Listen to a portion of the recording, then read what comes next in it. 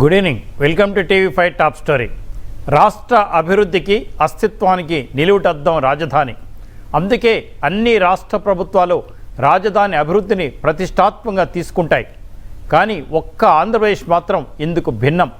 గత సర్కార్ అన్ని విధాల ఆలోచించి అందరికీ అనుకూలమైన ప్రాంతంలో ఓ విశ్వనగరాన్ని నిర్మించాలని సంకల్పిస్తే ఇప్పుడు అధికారంలో ఉన్న పార్టీ గద్దెనెక్కగానే 5 కోట్ల మంది ప్రజల కలల సౌధాన్ని పునాదులతో సహా పికిలించే పని చేపట్టింది. 3 ముక్కలాట పేరుతో అమరావతికి మరణశాసనం రాసేసింది. రాష్ట్ర పురోగతి కోసం త్యాగాలు చేసి భూములిచ్చిన రైతులను అధోగతి పాలు చేసింది. ఇదేమిటని ప్రశ్నించిన వారిపై దాష్టీకానికి పాల్పడుతోంది. మహిళలు అని కూడా చూడకుండా ఘోరంగా అవమానపరిచింది. రైతుల ప్రజాస్వామ్య హక్కులను కూడా హరించి చివరికి ఇది ప్రజాస్వామ్యమేనా అని అనుమానం వచ్చేలా ప్రవర్తించింది. ఆఖరకు తమ మొర దేవుడికి చెప్పుకునేందుకు పాదయాత్రగా వెళ్తామంటే దానికి కూడా మోకాలు అడ్డుపెట్టింది. అసలు ఏమైంది ఆంధ్రప్రదేశ్ సర్కారుకు?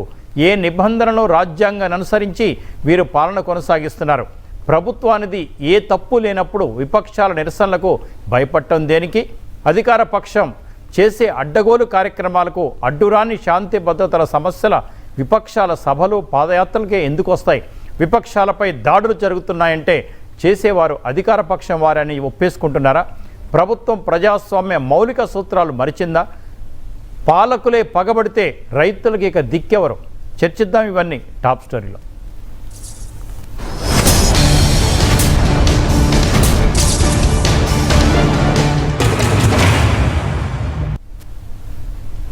ఇవే అంశాలపై మనతో మాట్లాడడానికి శ్రీనివాసరావు గారు, ఏపీ పరిరక్షణ సమితి అధ్యక్షులు, ఐఏఎస్ అకాడమీ నడుపుతుంటారు.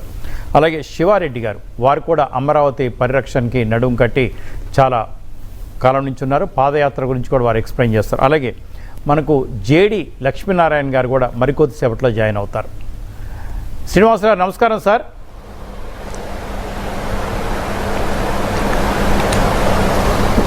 శ్రీనివాసరావు గారు, ఎస్ శ్రీనివాసరావు గారు, Amaravati. Good evening sir. Yes sir, మీకు నేను అమరావతి రాజధాని గురించి దాని గురించి శివారెడ్డి గారిని అడుగుతాను. ఇవాళ వైఎస్ జగన్మోహన్ రెడ్డి గారు తెలుగుదేశం పార్టీ అధికారంలో ఉన్నప్పుడు, భారతీయ జనతా పార్టీ పూర్తి మద్దతుతో తెలుగుదేశం పార్టీ అధికారంలో ఉన్నప్పుడు వైఎస్ రాజశేఖర రెడ్డి గారు ఆంధ్రప్రదేశ్ అంతా నడిచొచ్చారు. తెలంగాణ ఉవ్వెత్తున ఎగిసిపడుతున్న ఆ సమయంలో కూడా తెలంగాణలో కొద్దిపాటి నిరసనలు వచ్చాయి తప్ప ఎక్కడ ఆయన అడ్డుపెట్టలేదు తెలంగాణ బిడ్డలు కూడా. తర్వాత చంద్రబాబు నాయుడు గారు ప్రతిపక్షంలో ఉన్నప్పుడు పాదయాత్ర చేశారు, షర్మిలమ్మ గారు చేశారు. జగన్మోహన్ రెడ్డి గారు అయితే తిట్టుకుంటూ రాష్ట్రాన్ని ఎలా అందరిని తిట్టుకుంటూ పాదయాత్ర చేశారు. దానికి పోలీసులు పూర్తి స్థాయిలో రక్షణ కల్పించారు. ఎక్కడ ఇబ్బంది కలగలేదు, ఏమీ కలగలేదు. కానీ ఇప్పుడు రాజధాని రైతులు పాపం తిరుపతి దేవస్థానానికి వెళ్తామంటే శాంతి భద్రతలు తలెత్తుతాయా? అంటే స్వామిని దర్శించుకునే వాళ్ళంతా శాంతి భద్రతలు ఏకంగా కోల్పోవడానికి చేసిన వాళ్ళ. తిరుపతి వెళ్తామంటే ఇన్ని ఇబ్బందులా?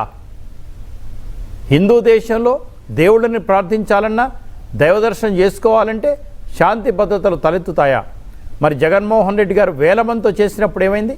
మొన్న టీడీపీ పార్టీ ఆఫీస్ మీద ఒక దండులాగా వచ్చి లంపింగ్ గ్రూప్స్, సంఘ విద్రోహ శక్తులు వచ్చేస్తే లా అండ్ ఆర్డర్కి నష్టం కలగలేదా? అసలు ఏమనుకుంటుంది ప్రభుత్వం? ప్రతిదీ కోర్టుకెళ్ళి తెచ్చుకోవడం ఏంటి సార్? అసలు ప్రభుత్వం ఏమవుతోంది? అసలు ఉందా ప్రభుత్వం?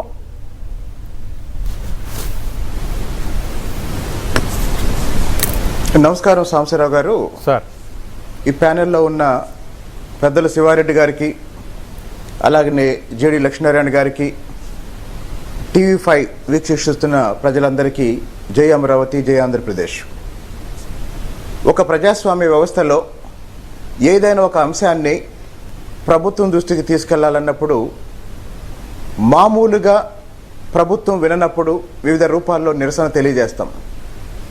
ఇప్పుడు అమరావతి ఉద్యమకారులు లేదా అమరావతిని ఆంధ్రప్రదేశ్ ఏకైక రాజధానిగా కొనసాగించాలని కోరుతున్న వాళ్ళందరూ 682 రోజులుగా ఈ ప్రభుత్వం మీద తమ పోరాటాన్ని, తమ నిరసనని దీక్షల రూపంలో తెలియజేస్తూ ఒక పోరాట రూపంగా పాదయాత్రని నిర్ణయించుకున్నారు. ప్రజా పోరాటం చేస్తూనే న్యాయ పోరాటం చేస్తూ న్యాయస్థానం నుంచి దేవస్థానం వరకు, సాధారణంగా భారతదేశం కర్మభూమి కాబట్టి ఇక్కడ దైవభక్తి, దేవుని పట్ల విశ్వాసం ఎక్కువ ఉంటుంది కాబట్టి సాధారణంగానే అమరావతి ఉద్యమకారులు, అమరావతి మద్దతుదారులు దేవస్థానం నుండి న్యాయస్థానం వరకు, న్యాయస్థానం నుండి దేవస్థానం వరకు అని ఒక పాదయాత్ర, మహాపాదయాత్ర కార్యక్రమాన్ని ప్రకటించాం. అయితే దీనికి అనుమతి నిరాకరిస్తూ నిన్న డీజీపీ గారు చేసిన ప్రకటనలో అత్యంత అభ్యంతరకరమైన ప్రకటన ఏంటంటే, ఇప్పటికే రాష్ట్ర ప్రభుత్వం 3 రాజధానులు చేసింది, ఇంకా పాదయాత్ర ఏంటి అన్న అర్థం వచ్చేటట్టు మాట్లాడాడు ఆయన. అయితే ఈ సందర్భంగా నేను అందరికీ తెలియజేసేది ఏంటంటే, 3 రాజధానుల చట్టం ఇప్పటి వరకు జరగలేదు. 3 రాజధానులకు సంబంధించి కేవలం అసెంబ్లీలోనే తీర్మానం ఆమోదించడం జరిగింది. కౌన్సిల్లో ఆ తీర్మానాన్ని సెలెక్ట్ కమిటీకి పంపించడం జరిగింది. అయితే దాన్నే గవర్నర్కి పంపించి మళ్ళీ సంతకం చేయిస్తే అమరావతి జేఏసీ న్యాయస్థానంలో పోరాటం ప్రారంభిస్తే ఈరోజు ఈ అంశం న్యాయస్థానంలో ఉంది, ఇంకా అంతిమ తీర్పు రాలేదు. అంటే న్యాయస్థానంలో ఉన్న ఒక అంశం మీద డీజీపీ గారు, అత్యంత బాధ్యతాయుతమైన పోలీసు ఉన్నతాధికారి ఏకపక్షంగా నిర్ణయించడం అనేది అభ్యంతరకరం, రాజ్యాంగ విరుద్ధం. కాబట్టి ఈరోజు అధికార పార్టీ మద్దతుదారులు, అధికార పార్టీ నాయకులు ఎలాంటి సభలు నిర్వహించుకున్నా రాని ఇబ్బంది, శాంతి భద్రతల సమస్య అమరావతి మహాపాదయాత్రకే ఆపాదిస్తున్నారు అంటే డీజీపీ గారు పక్షపాతంగా వ్యవహరిస్తున్నారని స్పష్టంగా అర్థమవుతుంది. ఈ వైఖరిని మేము పూర్తిగా ఖండిస్తున్నామండి. రైట్. శివారెడ్డి గారు నమస్కారం.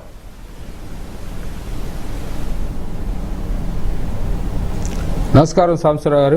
శివారెడ్డి గారు, శాంతి భద్రతల సమస్య తలెత్తుతుంది అంటే వైసీపీ కార్యకర్తలు, ప్రభుత్వానికి మద్దతు ఇచ్చే వాళ్ళంతా కూడా మేము మీ మీద దాడి చేస్తారని డీజీపీ గారు అన్నట్ట. ఎందుకంటే శాంతి భద్రతలు తలెత్తితే కాపాడాల్సిందే పోలీసులు. వాళ్ళు చేతులెత్తేయడం ఏంటి? మరి వాళ్ళ శాలరీస్ ఎందుకు తీసుకుంటున్నారు? మరి వాళ్ళ బూట్ల దగ్గర నుంచి ఫుడ్ వరకు వాళ్ళ పిల్లల ఫీజులంతా ఎందుకు మీ పన్నులతో కడుతున్నారు? శాంతి భద్రత తలెత్తితే సరిచేయాల్సింది పోలీసులు, అరెస్ట్ చేయాల్సింది పోలీసులు, న్యాయస్థానంలో వాళ్ళని దోషులుగా నిలబెట్టాల్సింది పోలీసులు. అటువంటిది పోయి శాంతి భద్రతలు మీరు తిరుపతి వెళ్తే వస్తాయా? పోయినసారి కొంతమంది మహిళలు దుర్గమ్మ దేవిని దర్శించుకోవడానికి వెళ్తే కూడా ఇట్నే అడ్డం పడ్డారు. ఏమవుతోంది ప్రభుత్వానికి అసలు? అంటే జెరూసలం తప్ప మిగతా దగ్గరికి ఎక్కడికి వెళ్ళకూడదా? అదేదో ఒక జీవో ఇస్తే సరిపోద్ది కదా.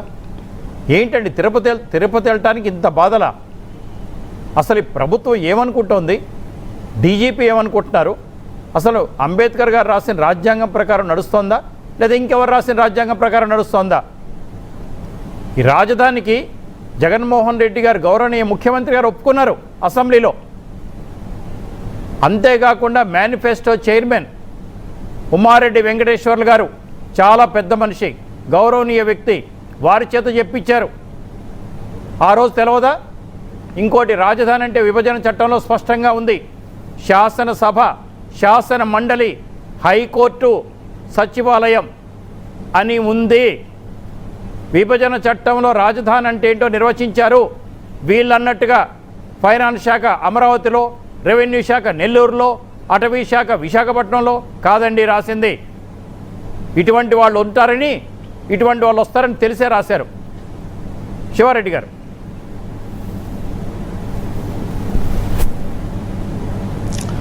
సార్, ఈ ప్యానెల్లో ఉన్న మా మిత్రుడు ఆంధ్రప్రదేశ్ పరిరక్షణ సమితి అధ్యక్షులు శ్రీనివాస్ గారికి, అలాగే జాయిన్ అవబోతున్న లక్ష్మీనారాయణ గారికి, ముఖ్యంగా సాంబశివరావు గారికి, ఇంతకాలం మేము చేస్తున్న ఈ పోరాటాన్ని 682 రోజులుగా మేము చేస్తున్న ఈ పోరాటాన్ని ప్రపంచంలో ఉన్న తెలుగు వారి అందరికీ ఇది మన రాష్ట్రం యొక్క ఇంపార్టెన్స్ని తెలియజేసిన TV5 యాజమాన్యానికి మా అమరావతి పరిరక్షణ సమితి తరఫున హృదయపూర్వకంగా కృతజ్ఞతలు తెలియజేసుకుంటున్నాను.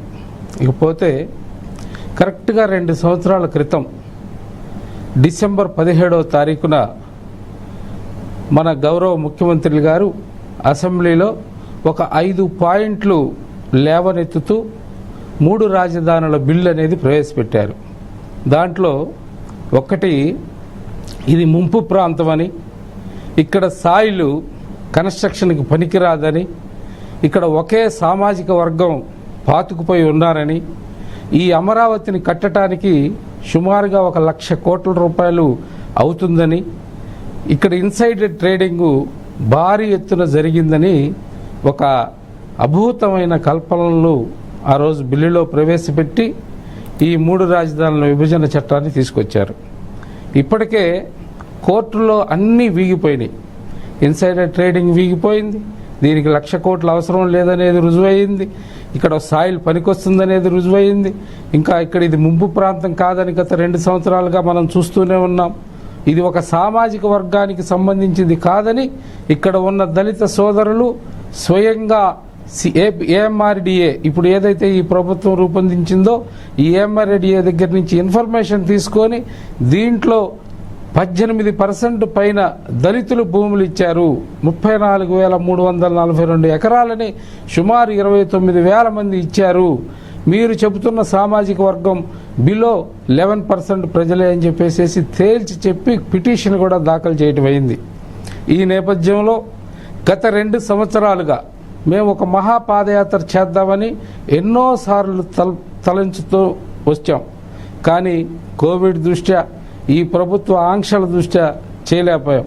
అక్కడికి మన పొరుగు జిల్లాలైన 4-5 జిల్లాల్లో ఒక బహిరంగ సభలు నిర్వహించడం కూడా జరిగింది. ఇప్పుడు ముఖ్యంగా రేపు నవంబర్ 1వ తేదీ నుంచి డిసెంబర్ 17వ తారీఖు అనేది ఈ 2 తేదీలకు ఒక ఇంపార్టెన్స్ ఉందండి. నవంబర్ 1వ తేదీ అంటే మన రాష్ట్రం అవతరించిన రోజు. మన రాష్ట్రం అవతరించిన రోజు ఆంధ్రప్రదేశ్ దరిద్రమో కర్మో లేకపోతే ఏనాడు చేసుకున్న పాపమో ఈ ప్రజలు ఇప్పటి వరకు రాజధాని లేని రాష్ట్రముగా మనం ఉన్నాము అని అంటే ఇక మనం ఏ విధంగా ఉన్నాము అనేది ఒక్కసారి ఆలోచించవచ్చు. అలానే డిసెంబర్ 17వ తారీఖు మా ముగింపు యాత్ర.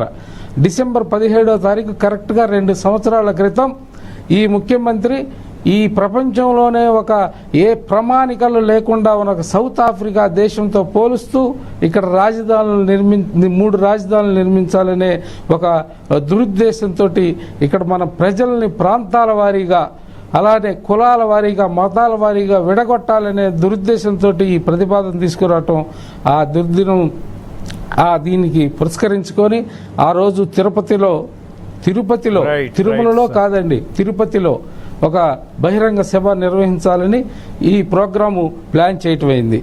పోతే ఈ ప్రోగ్రాం ప్లాన్ చేసిన నేపథ్యంలో మేము అనేక అవాంతరాలు ఎదుర్కొన్నప్పటికీ మేము డైరెక్టర్ జనరల్ ఆఫ్ పోలీస్కి 10 రోజుల క్రితమే మేము ఒక రిక్వెస్ట్ లెటర్ రాయటం జరిగింది. వారు నానుస్తున్న ధోరణిలో మేము 27వ తారీఖు హైకోర్టు వారిని సంప్రదించాం.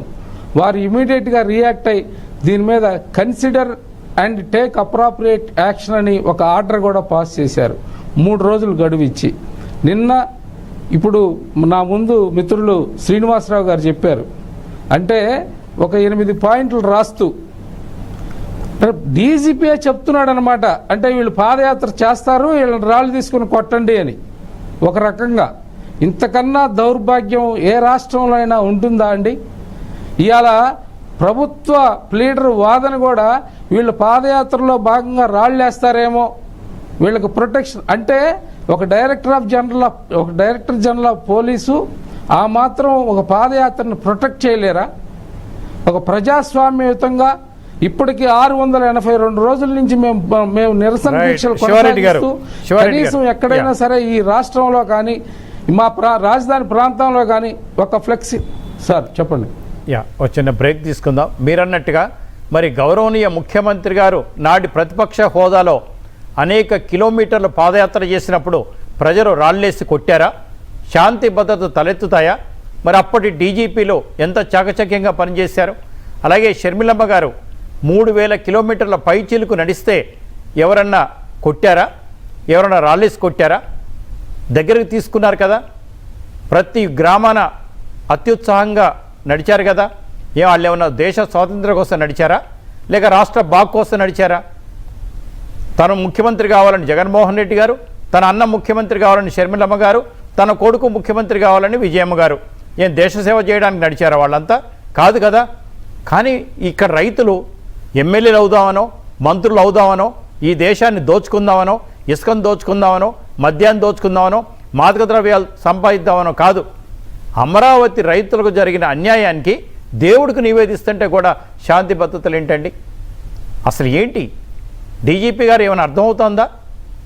దేశం మొత్తం మీద ప్రతిష్ట లేని డీజీపీ ఎవరంటే అందరికీ తెలుస్తుంది. దయచేసి గవర్నమెంట్ ఏం చెప్తే చేయకండి సార్. మంచి డీజీపీగా పేరు తెచ్చుకోండి sir. We are all proud of you. West zone డీసీపీగా ఉన్నప్పటి నుంచి నాకు పరిచయం. మీరు మంచి డీజీపీ. ఎందుకు ఇలా అయ్యారు? గవర్నమెంట్ ఇవాళ ఉంటుంది, రేపు పోయింది సార్. చాలామంది ముఖ్యమంత్రులను చూశారు మీరు.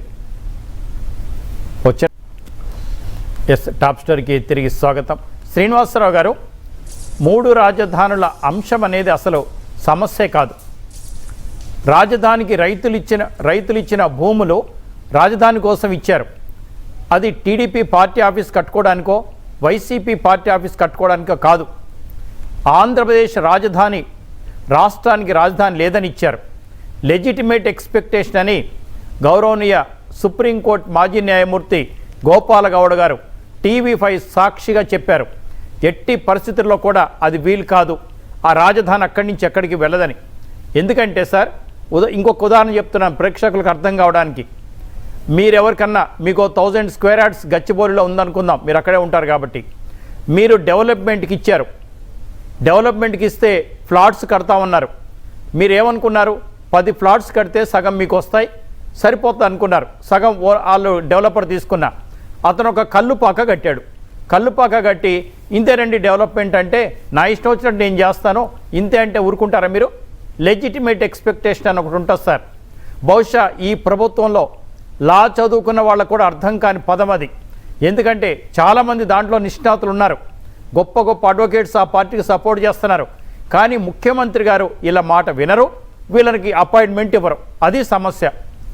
ఒక్కసారి ముఖ్యమంత్రి గారు ఒక్కరోజు అడ్వకేట్స్తో కూర్చుంటే వారు చేస్తున్న తప్పులేంటి, న్యాయ సూత్రాలకు విరుద్ధంగా పరిపాలన ఏం చేస్తున్నారు, మంచి అడ్వకేట్స్ వారికి చెప్పగలరు. వైఎస్ రాజశేఖర రెడ్డి గారు ఇన్ పర్సన్గా 3-4 అడ్వకేట్స్ని ఒకే విషయం మీద అడిగేవాళ్ళు సార్. అది లేదు ఇక్కడ. అది మెయిన్ సమస్య. మరి రాష్ట్ర రాజధాని రైతులు ఎప్పుడు బయలుదేరుతున్నారు, ఎలా బయలుదేరుతున్నారు, ఎలా కేర్ తీసుకుంటారు? మీకా సెంట్రల్ గవర్నమెంట్ నుంచి ఫోర్స్ వచ్చే అవకాశం లేదు. మా తెలంగాణ గవర్నమెంట్కి ఏమైనా అప్లికేషన్ పెట్టుకుంటే మేమంతా సీఎం కాళ్ళలో ఎల్లో పట్టుకొని కేటీఆర్ని బతిలాడుకొని మీకోసం పోలీసులు పంపగలం. మరి అది వీలవుతుందో లేదో నాకు తెలియదు సార్.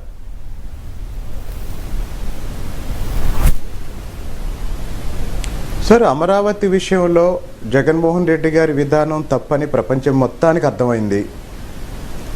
కొద్దిగా ఆలస్యంగానైనా వైఎస్ఆర్సీపీ నాయకులకి వైసీపీకి ఓట్లేసిన ప్రజలకి అర్థమైంది. అయితే ఇది సాధ్యం కాదు, దీనివల్ల నష్టం జరిగిద్దన్న విషయం ముఖ్యమంత్రి గారికి కూడా అర్థమైంది. కానీ ఒకే ఒక కారణం వల్ల ఈ అమరావతి రాజధాని అంశం ఒక జటిలమైన సమస్యగా మారింది.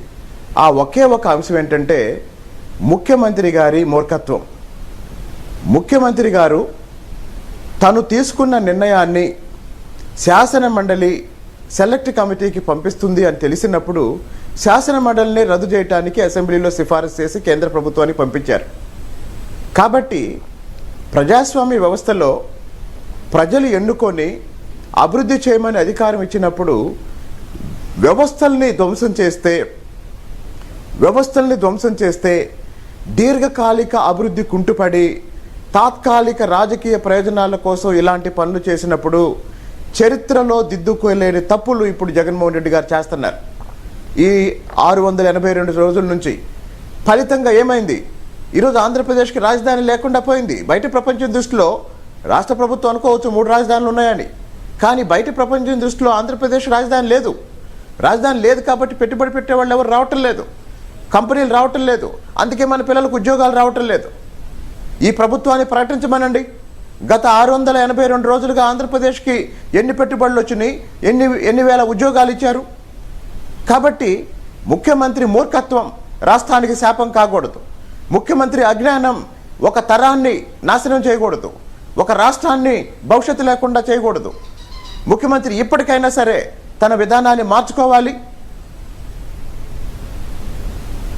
ఇకపోతే అమరావతి రైతుల పాదయాత్రకు సంబంధించి ఇందాక అన్న శివారెడ్డి గారు చెప్పారు, అనేక సార్లు వాస్తవానికి కోవిడ్ వల్ల ఇదంతా వాయిదా పడుతూ వచ్చింది.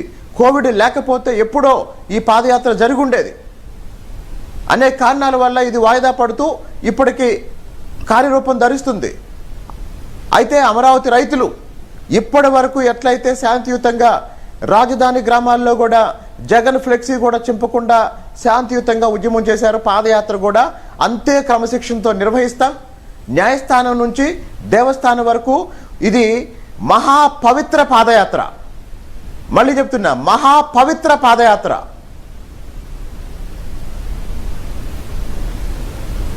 రైట్. శివారెడ్డి గారు, మనతో జేడి లక్ష్మణ్ గారు జాయిన్ అవుతున్నారు సార్. వారు జాయిన్ అవుతారు. ఒక చిన్న బ్రేక్లు అయితే వాళ్ళు జూమ్లో ఉన్నారు కాబట్టి జాయిన్ అవుతారు. వారితో మాట్లాడించిన తర్వాత మీకు ఇస్తాను సార్. ఒక చిన్న బ్రేక్ తీసుకుందాం.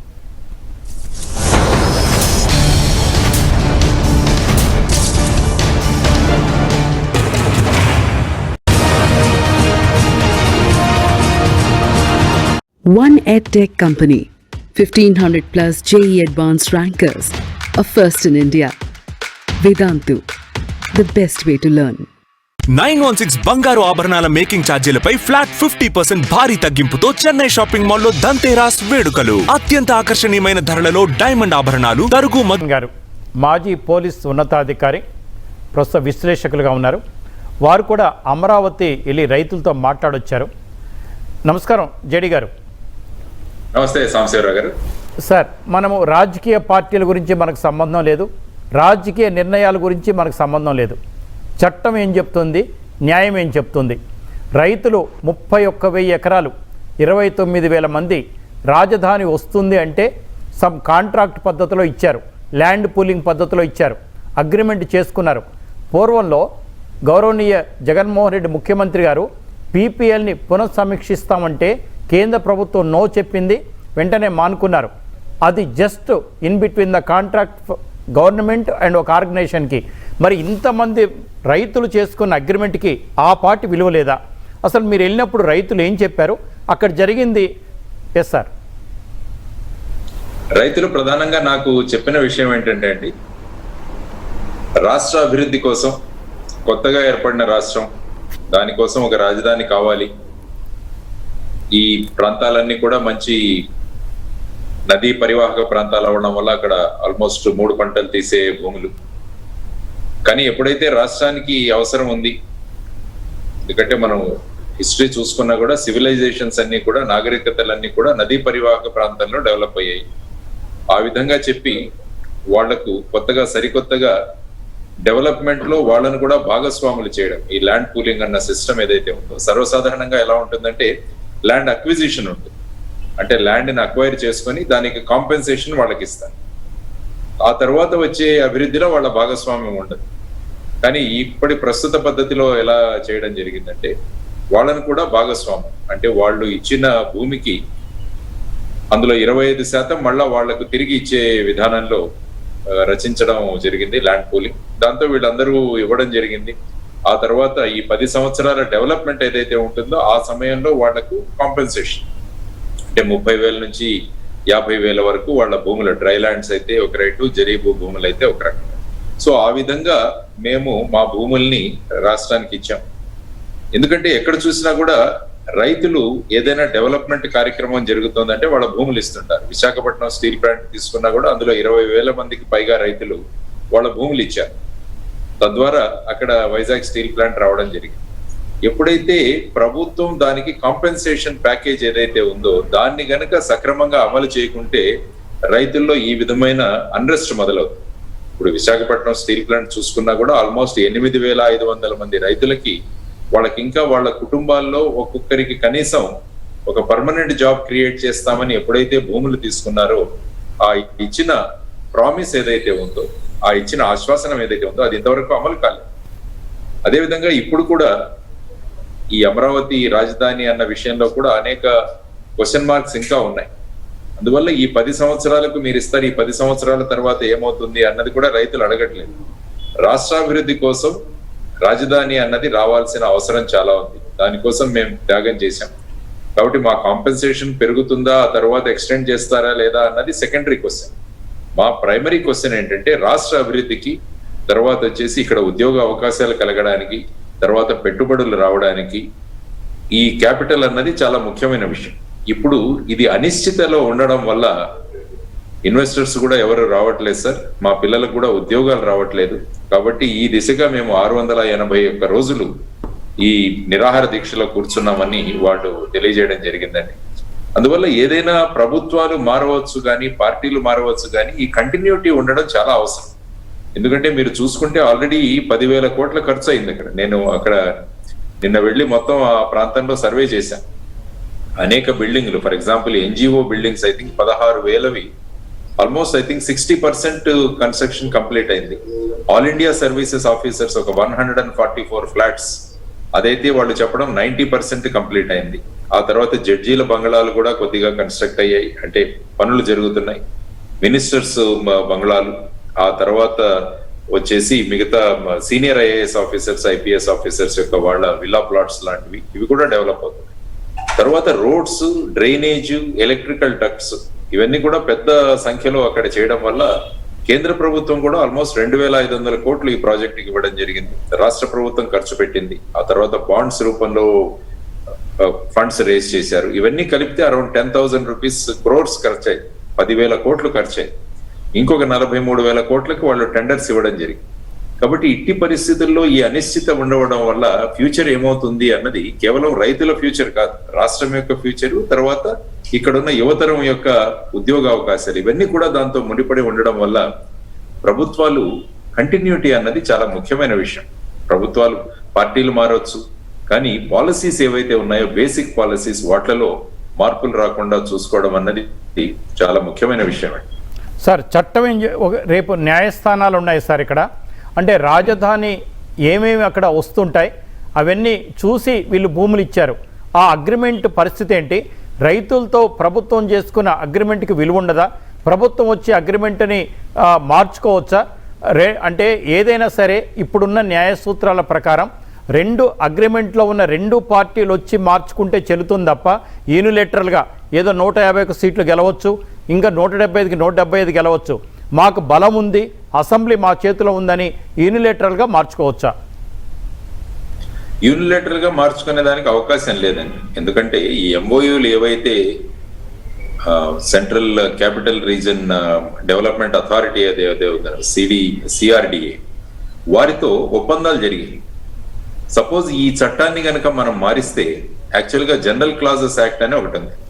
ఆ జనరల్ క్లాజెస్ యాక్ట్ లో ఏదైనా చట్టం మారినప్పుడు అంతకు ముందున్న చట్టంలో చేసుకున్న ఎంఓయూలు ఏమన్నా ఉంటే దాన్ని పూర్తిగా అమలు చేయాల్సిన బాధ్యత ప్రభుత్వాల మీద ఉంది.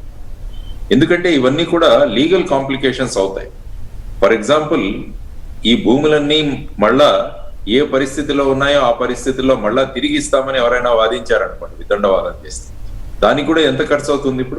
ఇప్పుడు చేసిన ఖర్చు కన్నా రెట్టింపు, 3 ఇంతలు అంటే 3 times or 4 times కూడా ఈ ఖర్చు జరిగే అవకాశం. అందువల్ల చట్టాలు ఉంటాయి, ఆ చట్టాల అమలు సక్రమంగా జరుగుతుందా లేదా, ఎప్పుడైతే ఈ చట్టాల అమలులో ఎక్కడైనా అవకతవకలు జరిగితే వాటిని ఇంటర్ప్రిట్ చేయడానికి మన కోర్ట్స్ ఉన్నాయి. అందువల్ల ఈ ఎంఓయూస్ ఏవైతే అగ్రిమెంట్ చేసుకున్నారో రైతులు, తర్వాత క్యాపిటల్ రీజన్ డెవలప్మెంట్ అథారిటీ, ఇప్పుడు దాన్ని మార్చారు. అయినా కూడా ఈ చట్టాలు, ఈ ఎంఓయూలు అవి వర్తిస్తాయి. వాటిని మార్చడం అంత సులభం కాదు. ఆ తర్వాత మార్చినా కూడా ఇంతకు ముందున్న కమిట్మెంట్ ను తీర్చాల్సిన బాధ్యత ప్రభుత్వాల మీద ఉంటుంది. లేకుంటే కోర్టు దగ్గరికి వెళ్ళి వాళ్ళు పరిష్కారాలు అడుగుతారు. అంటే కొత్త మీరు చెప్పిన దాన్ని బట్టి రాష్ట్ర ప్రభుత్వం పేరు మార్చినా, కొత్త అగ్రిమెంట్స్ క్లాజెస్ ఏమైనా పెట్టినా part and parcel of old agreement ఉంటుంది తప్ప దాన్ని తీసేసేది మాత్రం లేదు. Yes, right. శివారెడ్డి గారు, ఏదైనా కొత్త చట్టం చేసినా కూడా పాత చట్టం ప్రకారం చేసిన ఎంఓయూలు మీరు ఇంప్లిమెంట్ చేయాలి. ఎస్, అది దీంట్లో ఇన్కార్పొరేట్ అవుతుంది. ఎస్, శివారెడ్డి గారు, జేడి లక్ష్మణ్ గారు ప్రజల మనిషి. ఇప్పుడు నిన్న రైతుల దగ్గరికి వెళ్ళారు, బిల్డింగ్ చూసి వచ్చారు. రాజధాని పూర్తయితే బాగుంటుంది అనుకున్న అతి కొద్ది మందిలో మేధావుల్లో వారొకరు. ఆంధ్రప్రదేశ్ అభివృద్ధిని కాంక్షించే ముందు వరుసలో వారు ఉంటారు. అక్కడ పరిస్థితి వారు ఇప్పుడు చెప్తుంటే మాకే బాధ కలుగుతోంది సార్. రాష్ట్రానికి రాజధాని లేకుండా ఉన్నది ఒక్క ఆంధ్రప్రదేశ్కే. ఏంటో మిమ్మల్ని అంటే ఏమనాలో అర్థం కావట్లేదు. బాధపడటం తప్ప మేము చేయగలిగింది ఏం లేదు. ఒక పక్కన హైదరాబాదే అభివృద్ధిలో ముందుకెళ్తోంది, కన్స్ట్రక్షన్లో ముందుకెళ్తోంది.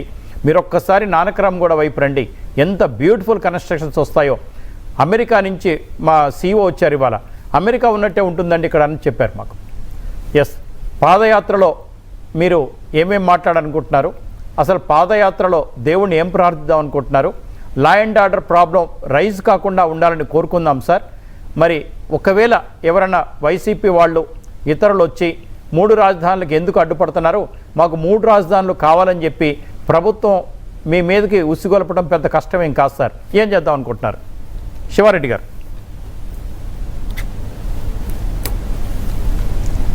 సార్, లక్ష్మీనారాయణ గారికి మా అమరావతి పరిరక్షణ సమితి తరఫున ధన్యవాదాలు తెలియజేస్తున్నాను. ఎందుకంటే ఎప్పుడో రావాల్సింది సార్ని మేము చాలా డిబేట్లకు కూడా ఇన్వైట్ చేశాము. వారు అనేక కారణాల వల్ల రాలేకపోయారు. ఎట్టకేలకు నిన్న వచ్చి చూసి వెళ్ళినందుకు మాకు చాలా సంతోషం ఏర్పడింది. మంచి విశ్లేషణ చెప్పారు. ఈ ప్రపంచంలో ఎక్కడా లేని విధంగా ఒక 2 స్క్వేర్ కిలోమీటర్లలో 43,000 కోట్ల రూపాయల వర్కు జరుగుతుందా ఉంది. దాన్ని అర్ధాంతరంగా ఆపేసింది ఈ ప్రభుత్వం. ఎక్కడైనా సరే 2 స్క్వేర్ కిలోమీటర్ల పరిధిలో 43,000 కోట్ల రూపాయల సివిల్ వర్క్స్ జరుగుతున్నాయి అంటే ఇట్స్ ఎ వరల్డ్ రికార్డ్. ఒక ప్రజా రాజధాని కోసం అంత దృష్టి పెట్టి క్యాపిటల్ లేని దాన్ని నిర్మించుకోవాలనే ఉద్దేశంతో తలపెట్టిన యజ్ఞాన్ని నాశనం చేసింది ఈ ప్రభుత్వం. ఇకపోతే అగ్రిమెంట్ల గురించి, ఈ CRDA తోటి రైతులకు ఉన్న అగ్రిమెంట్ల గురించి లక్ష్మీనారాయణ గారు వెరీ క్లియర్ కట్గా చెప్పారు. AMRDA పెట్టినా CRDAలో రూపొందించిన షరతులన్నీ కంపల్సరిగా AMRDAలో వర్తిస్తాయి. దాని గురించి ఎటువంటి భయం లేదు సార్. ఇకపోతే ముఖ్యమైన విషయం, మీకు ఇప్పుడు మా పాదయాత్ర గురించి నాకు ఒక 2 నిమిషాలు ఎక్కువ టైం ఇవ్వండి, నేను ఎక్స్ప్లెయిన్ చేస్తాను. ముఖ్య ఉద్దేశం ఏంటంటేనండి, మా ఈ అమరావతి రాజధాని కేవలం 29 గ్రామాలకు సంబంధించినది కాదు. ఇది మన రాష్ట్రానికి భవిష్యత్తు, భావితరాల భవిష్యత్తుకు సంబంధించింది అని ప్రతి ఒక్క గ్రామానికి, ప్రతి ఒక్క ఊరికి తెలియచేయాలనే కాన్సెప్ట్ తోటే తీసుకెళ్తున్నాం. ఎందుకంటేనండి, ఇక్కడ అమరావతి కనుక మనకి నిర్మాణం అయి ఉంటే ఇది మన రాష్ట్రానికి ఒక రెవెన్యూ జనరేషన్, ఒక గ్రోత్ ఇంజన్ లాగా ఉపయోగపడుతుంది. 50 లక్షల మంది 2050కి అక్కడ నివాసం ఏర్పడేటట్టు ప్లాన్ చేయబడిన ఒక మాస్టర్ ప్లాన్ అది. ప్రపంచంలోనే ఎక్కడా లేని విధంగా అంత బ్రహ్మాండంగా మాస్టర్ ప్లాన్ రూపొందించారు. యువతకి, ముఖ్యంగా లక్షలాది మంది యువతకి ఉపాధి అవకాశాలు వస్తాయి. అలానే అక్కడ రైతులకి ఇచ్చిన ప్లాట్లు పోను ప్రభుత్వం దగ్గర నికరంగా ఇప్పుడు 8,000 పైచిలకు ఎకరాలు ఉంది. మీరు చాలా సందర్భాల్లో మిమ్మల్ని నేను కించపరచడం కాదు కానండి, హైదరాబాద్ అసెంబ్లీ సాక్షిగా మన కేసీఆర్ గారు కూడా ఒక మాట అన్నారు. గతంలో ఆంధ్రప్రదేశ్లో 1 ఎకరం అమ్మితే తెలంగాణలో 4 ఎకరాలు కొనుక్కునేవాళ్ళం, ఇప్పుడు రివర్స్ అయింది. ఇప్పుడు తెలంగాణలో 1 ఎకరం అమ్మితే ఆంధ్రప్రదేశ్లో 4 ఎకరాలు కొంటున్నారు. 40 ఎకరాలు కొనొచ్చు. ఇంకొకటి, గత ప్రభుత్వం హయాంలో మా దగ్గర 1 ఎకరం అమ్మితే మీ దగ్గర 40 ఎకరాలు కొంటాం చేస్తేనండి, 1 ఎకరం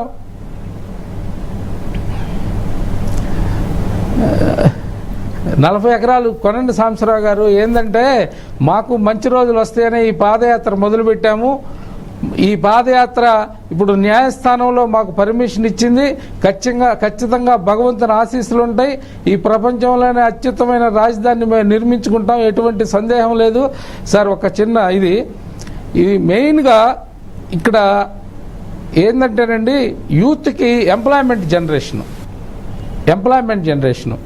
అలానే ఇది 50 లక్షల మంది జనం అక్కడ నివసిస్తే కొన్ని లక్షల కోట్ల రూపాయలు పెట్టుబడి వస్తుంది. అలానే ముఖ్యంగా హ్యాపీనెస్ట్ పేరుతోటి ఒక ప్రభుత్వం అనౌన్స్ చేస్తే ఎకరం 20 కోట్ల రూపాయల ధర పలికింది. అలాంటిది ఇప్పుడు నేను జేడి లక్ష్మీనారాయణ గారు చూసొచ్చారు. 2 సంవత్సరాల నుంచి పాడుపోయిన అంటే ఈ మంత్రులు ఈ మన స్పీకర్ గారు గౌరవనీయ స్పీకర్ గారు ఏముంది అని ఏ విధంగా మాట్లాడుతున్నారో దానిని తిప్పికొట్టే విధంగా ఈ రైతుల త్యాగ ఫలాలని ఈ భావితరాల భవిష్యత్తుని మేము దృష్టిలో పెట్టుకొని ప్రతి ఒక్కళ్ళకి అమరావతి ఆవశ్యకత గురించి తెలియచేయాలనే ఉద్దేశంతో ఈ పాదయాత్ర స్టార్ట్ చేస్తున్నాం. ఖచ్చితంగా మాకు న్యాయస్థానం పర్మిషన్ ఇచ్చింది. మా టైటిల్ కూడా న్యాయస్థానం టు దేవస్థానం. న్యాయస్థానం మాకు పర్మిషన్ ఇచ్చింది. ఆ భగవంతుని ఆశీస్సులు కూడా మాకు ఉంటాయని మీరందరూ కూడా కోరుకోవాలని చెప్పి మిమ్మల్ని అభ్యర్థిస్తున్నాను. పాదయాత్ర దిగ్విజయం కావాలని, ఎక్కడ ఎలాంటి శాంతి భద్రతలు తలెత్తకుండా పార్టీ వాళ్ళంతా కూడా అంటే ప్రభుత్వంలో ఉన్నవాళ్ళు లేదా 3 రాజధానులు సపోర్ట్ చేస్తున్న వాళ్ళు సపోర్ట్ చేసుకోవచ్చు, తప్పేం కాదు. కానీ అమరావతి రాజధానిగా కొనసాగాలని చేస్తున్న వీళ్ళకి మీరు మద్దతు ఇవ్వకపోయినా పర్వాలేదు. దయచేసి వీళ్ళ పని వీళ్ళు చేసుకొనివ్వండి. ఎవరి పని వాళ్ళు చేసుకోవడమే ప్రజాస్వామ్యంలో పని. ఒకరు ధర్నా చేస్తున్నప్పుడు ఇంకో పార్టీ వాళ్ళు వెళ్ళకూడదు.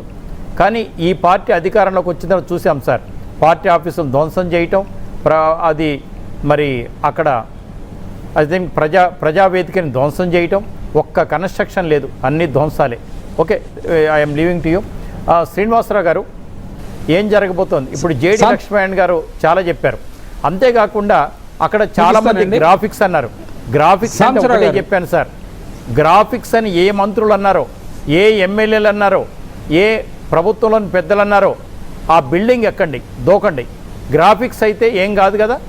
గ్రాఫిక్స్ కాకుండా బిల్డింగ్ ఉంటే ఏమవుతుందో అందరికి తెలుసు. ఆ పని చేయించడం బెటర్.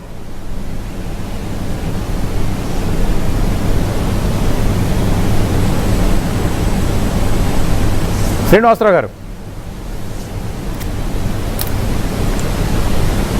సార్ సాంబశివరావు గారు, ఇందాక శివారెడ్డి అన్న చెప్తున్నది ఇంకా పూర్తి కాలేదు. ఒకసారి శివారెడ్డి గారికి అవకాశం ఇవ్వండి అన్న.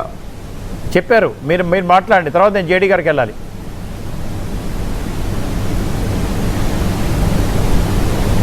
సరే, ఇప్పుడు ఈ సుదీర్ఘ శాంతియుత ప్రజాస్వామిక పోరాటంలో అంతిమ విజయం, మొత్తం ఆంధ్రప్రదేశ్ అభివృద్ధికి ఉపయోగపడే అంతిమ విజయం అమరావతి రైతులు సాధిస్తారు.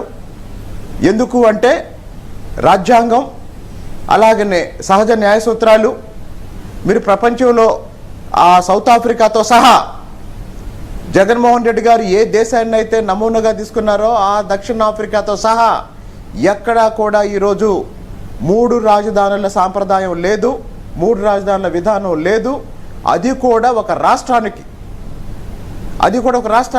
కాబట్టి నేను ఇందాక చెప్పినట్టు ఇది ఒక మూర్ఖత్వంతో తీసుకున్న నిర్ణయం.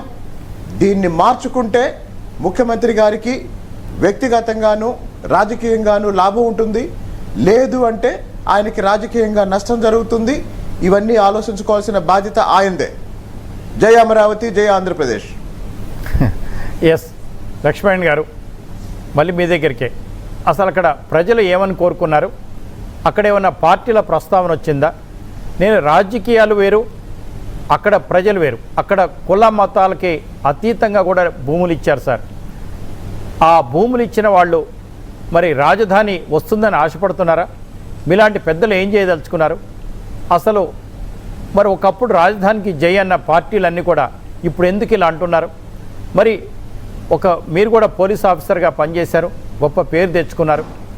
పాదయాత్ర చేస్తే శాంతి భద్రతలు తలెత్తుతాయని అనొచ్చా? మరి అలాంటి ఇప్పటి ముఖ్యమంత్రి నాటి ప్రతిపక్ష హోదాలో కొన్ని వేల కిలోమీటర్లు అధికారం కోసం తిరిగారు కదా, వాళ్ళేమీ నష్టపోలేదు. అమరావతి ఇటువంటి వాటి కోసం తిరగలేదు, కేవలం వారు ముఖ్యమంత్రి అవ్వడానికి అలా చేశారు. దీనికి ఆన్సర్ ఇవ్వచ్చు, ఇవ్వకపోవచ్చు మీరు. కానీ ఇది ప్రజలకు సంబంధించిన అంశం, కొన్ని వేల మందికి సంబంధించిన అంశం, రాష్ట్ర రాజధానికి సంబంధించిన అంశం. మరి పోలీసులు అలాంటి నిర్ణయం ఎందుకు తీసుకున్నారు? శాంతి భద్రతలు తలెత్తితే చర్యలు తీసుకోవాల్సింది కూడా పోలీసులే కదా. వాళ్ళందరినీ లోపటేయాలి, వాళ్ళందరినీ పీడీ యాక్ట్ పెట్టాలి. ఎవరో రాళ్ళేస్తే ఊరుకుంటామా? ముఖ్యంగా మీరు ఈ విషయంలో చూసుకుంటే అక్కడి ప్రజలు కోరుకుంటున్నది ఏంటంటే, అమరావతి అన్నది కేవలం 29 గ్రామాలకు కాదు, ఇది మొత్తం రాష్ట్రానికి సంబంధించింది. దీనిలో చాలా అపోహలు ప్రజల్లో రేకెత్తించబడ్డాయి.